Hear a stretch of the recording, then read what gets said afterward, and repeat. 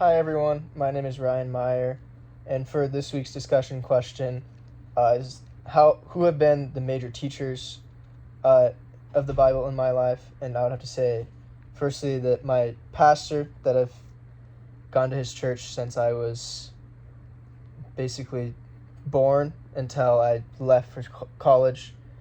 He's been a major influence on how I've learned the text in the Bible, and also from my parents, who have always taught me the scripture from when I was little to when I've grown older. They still have things to teach me.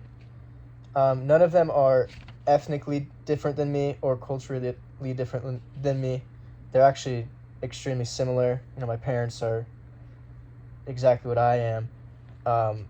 But also, my pastor is from the same small town as I am, and he's also a former engineer, which is what I am studying.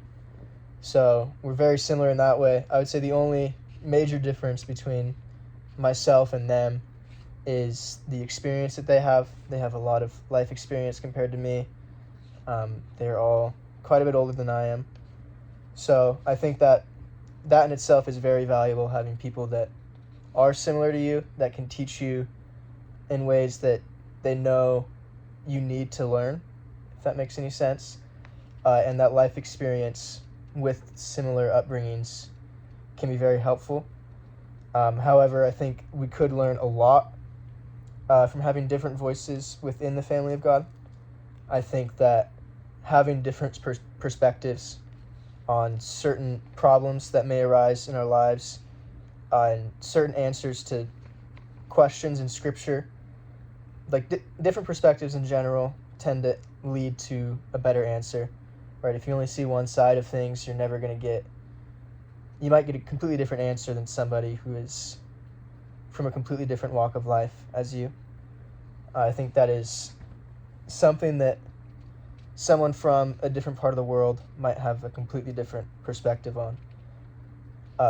As an example, I went to Ecuador this summer, and I think some of the people there, I was working with some missionaries there, and they had a completely different perspective on a lot of the stuff that is going on in the U.S.